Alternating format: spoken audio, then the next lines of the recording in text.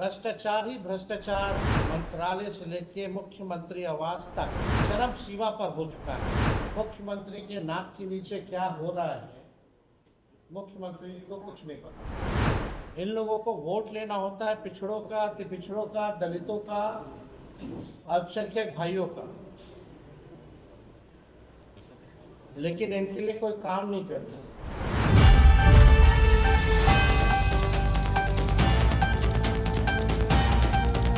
नमस्कार, मैं सुरभि मानसी और आपने देखना शुरू कर दिया एकदम कड़क।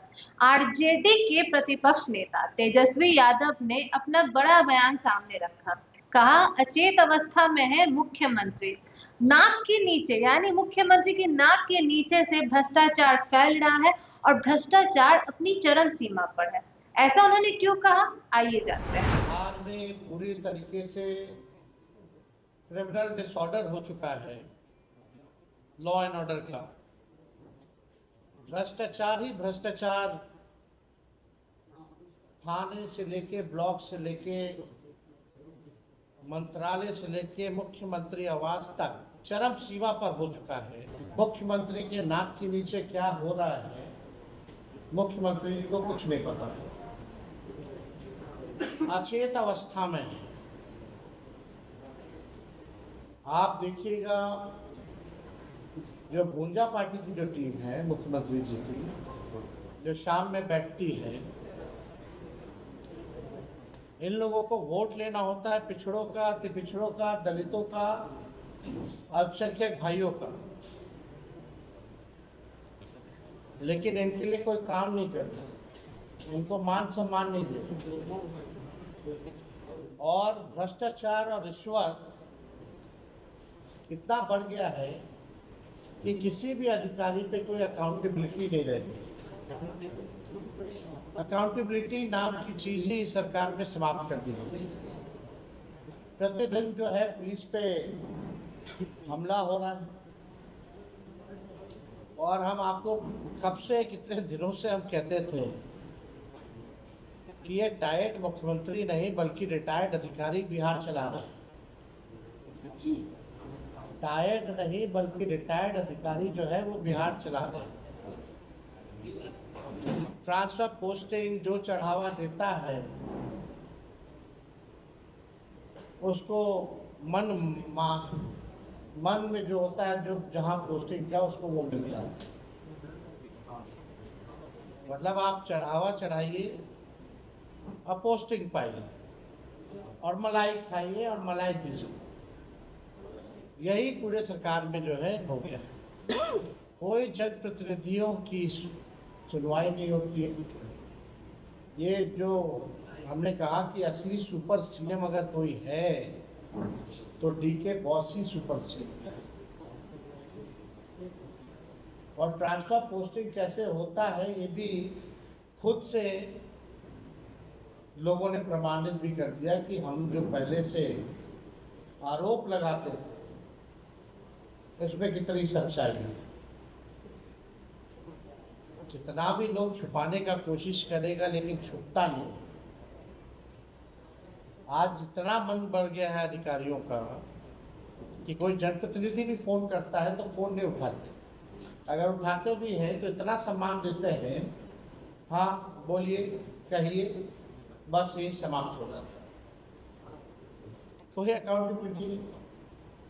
बल्कि चीफ सेक्रेटरी ने कई एक बार जिला प्रशासन से लेके सभी अधिकारियों को, चाहे विभाग के हों या जिला में हों, सबको पत्र लिखा है कि जनप्रतिनिधियों का कॉल आए, कि बात हो तो उनको उचित सम्मान और उनकी बातों पर कार्रवाई होनी चाहिए, सुनवाई होनी चाहिए।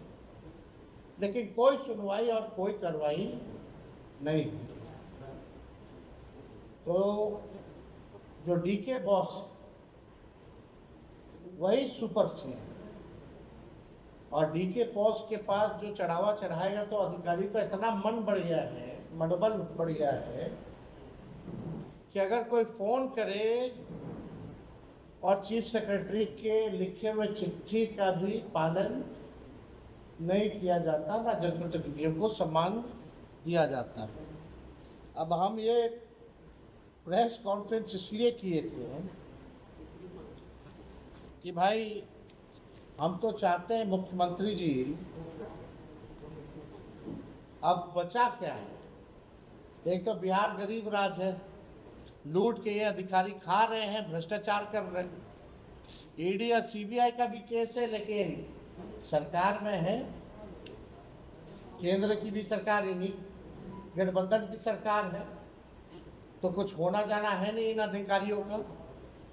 तो ईडी और सीबीआई भी सुस्त पड़ी हुई है। अगर ईमानदारी से जांच हो जाए तो कोई बचने वाला नहीं है। अब आप देखिएगा, हम चाहते हैं कि इस सरकार में कोई अपने बेटे, कोई अपना दामाद, कोई अपने पति, तो कोई रिश्तेदार को रेवड़ी और मलाई बांटे। हम चाहते हैं मुख्यमंत्री, जब तो कुछ बचा नहीं, एक समर्पित जमाई आयोग का आप बना दीजिए। अब कितना जमाई लोग हैं भाई, अभी हाल फिलहाल में कई जगह जो है मलाईदार पदों पर यही भूंजा पार्टी के रिश्तेदारों को जगह दी गई। और यही नहीं, सुप्रीम कोर्ट में भी कार्यकारी अध्यक्ष की 2 पुत्री हैं, उनको भी जो है बिहार सरकार की तरफ से ग्रुप ए पैनल काउंसिल जो है बनाया गया। मतलब जिस वकीलों का 20-20 साल तक एक्सपीरियंस होता है, उसको भी ये नहीं मिल पाता ये पद। और माननीय वर्किंग प्रेसिडेंट जो जनता दल यूनाइटेड के हैं, उनकी दोनों बेटियों को सुप्रीम कोर्ट में एडवोकेट ऑन रिकॉर्ड के पद से नवाजा गया है। क्या बिहार भर में और कोई वकील नहीं है जिसका तजुर्बा इन लोगों से ज़्यादा है? और हम तो चाहते हैं, जानना चाहते हैं, सुप्रीम कोर्ट में बड़ा भारी भारी केस देखा जाता है, खजानों की भी लड़ाई होती है, थोड़ी जो है बांटा जाता है। अब आप सुनिए, छो आयोग का जो गठन हुआ है, जिसके लिए हम मुख्यमंत्री जी से अपील करते हैं कि समर्पित जमाई आयोग का गठन किया जाए।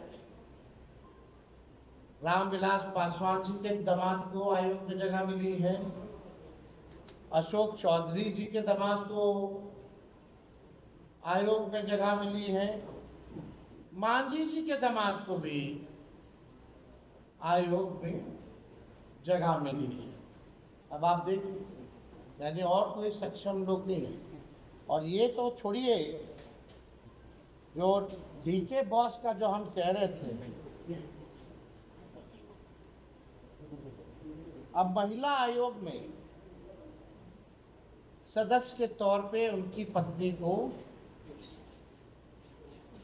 बनाया गया है। और कैटेगरी है गैर सरकारी, यानी शिक्षाविद। क्या बिहार में और कोई शिक्षाविद नहीं है इनके अलावा? कोई और बिहार में पढ़ा लिखा नहीं है क्या इनके अलावा? और बड़ा इंटरेस्टिंग चीज है, इन्होंने अपने पति का नाम नहीं लिखा है, अपने पिता का नाम लिखा, यानी छुपाने की कोशिश की गई है। यानी चोर के दाही में तिनकल। अब मुख्यमंत्री अचेत हैं या वो करवा रहे हैं, ये तो मुख्यमंत्री जी को जवाब देना चाहिए। जो दलित विरोधी लोग हैं, जो अति पिछड़ा विरोधी लोग हैं, जो अल्पसंख्यक विरोधी लोग हैं, आज पूरा वही वैसे ही सोच के लोग जो है सचिवालय पे कब्जा कर चुके हैं। ये इतना गंभीर मामला है। भाजपा के जनता दल यूनाइटेड के कार्यकर्ता बेचारे इंतजार करते रहे कि हमारा नंबर कब आएगा, हमारा नंबर कब आएगा। वैसे निष्ठावान कार्यकर्ताओं को जगह नहीं मिली है। और प्रधानमंत्री जी आते हैं, परिवारवाद के बारे में बड़ी बात करते हैं, बड़ा जिक्र करते हैं, परिवारवाद हो गया, परिवारवाद हो गया। अब बताइए कौन क्या कर रहा है? छुपा छुपा करके किया जा रहा है, मलाई खिलाया जा रहा है, रेवड़ी जो है बांटा जा रहा है। हम तो कहना चाहते प्रधानमंत्री जी, मुख्यमंत्री जी को कह दीजिए, या आप दोनों मिलकर के बिहार में स्पेशल अरेंजमेंट कमीशन का गठन कर दीजिए। स्पेशल अरेंजमेंट का, फल्ला जी के दामाद को, फल्ला जी के पत्नी को, फल्ला जी का बेटा बेटी को वहां डाल दीजिए। अब बचा क्या गया? लगातार परिवारवाद पे लोग जो है हम लोगों को ज्ञान देते हैं, और हो क्या रहा है यहाँ इस सरकार में बैठे हुए ये लोग आयोग में क्या काम करेंगे? यानी बिहार का मंत्रालय भी ऐसे ही बर्बाद कर दिया इन लोगों ने, सचिवालय भी बर्बाद कर दिया, सुप्रीम कोर्ट में पैनल भी बर्बाद कर दिया, पूरा सिस्टम जो है कोलैप्स कर दिया गया। चंद लोग जो भुंजा पार्टी जो है, वही लोग जो है अब चलाने का काम कर रहा था। ये जांच का विषय है। बिहार में नीतीश कुमार जी के शासन में ये जांच का विषय है, और मेरा इसमें 5 सवाल है जो हम मुख्यमंत्री जी से पूछना चाहते हैं। पहला, कितने अधिकारियों की पत्नियों की सरकारी नौकरी लगी है? पहला सवाल मेरा ये है कि कितने अधिकारियों की पत्नियों की सरकारी नौकरी लगी है? बिहार की सरकारी शिक्षा व्यवस्था का सत्यानाश कर कितने अधिकारियों के बच्चे विदेश में शिक्षा प्राप्त करते हैं? ये मेरा दूसरा सवाल है। बिहार का शिक्षा व्यवस्था बर्बाद कर दिए लोग, और अपने बच्चों को विदेश कितने अधिकारी जो हैं वो भेजे हैं, हम जानना चाहते हैं। तीसरा सवाल, कितने अधिकारियों के बच्चे बिहार के विभिन्न विभागों में अपनी कंसल्टेंसी फर्म बना उसकी सेवा दे रहे हैं? ये हम जानना चाहते हैं। बिहार जानना चाहता है कि कितने अधिकारियों के ऐसे परिवार बच्चों के लोग हैं जो कंसल्टेंसी फर्म बना करके इस सरकार में कई मंत्रालयों में सेवा दे रहे हैं। इसका जरा आंकड़ा, ये जांच करना पड़ेगा। कितनों ने जमीनों में और विदेशों में निवेश कर रखा है? कितने अधिकारियों ने? कितने अधिकारी जमीन में या विदेशों में निवेश कर रखे हैं? ये होना चाहिए। हम लोग भी मंत्री होते थे तो एफिडेविट देते थे, सारा चीज देते थे। यानी अब साफ दिखाता है कि मुख्यमंत्री जो लेते हैं, पता नहीं अधिकारियों का लेते हैं कि नहीं लेते हैं, वो एक तरफ देखते नहीं हैं। या इसका वैल्यू ही खत्म हो गया, कोई नेग्लेक्ट कर दिया गया, ये सब चीज़ नहीं चल रहा, क्योंकि मुख्यमंत्री जो है पूरी तरीके से अचेत अवस्था में है।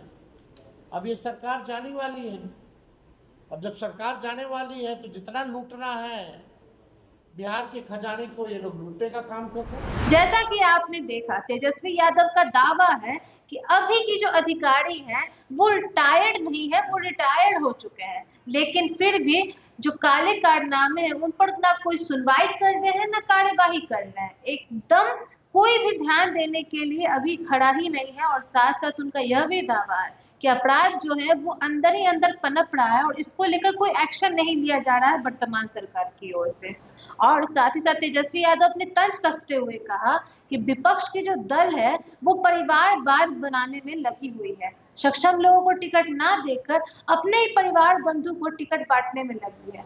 आप इस बात से कितने सहमत हैं कमेंट बॉक्स में हमें जरूर बताएं। और ऐसी अपडेट्स खबर के लिए बने रहे एकदम कड़क के साथ, सब्सक्राइब करें, बेल आइकन प्रेस करना ना भूलें ताकि आपसे कोई भी अपडेट मिस ना हो जाए। बने रहे एकदम कड़क के साथ। धन्यवाद।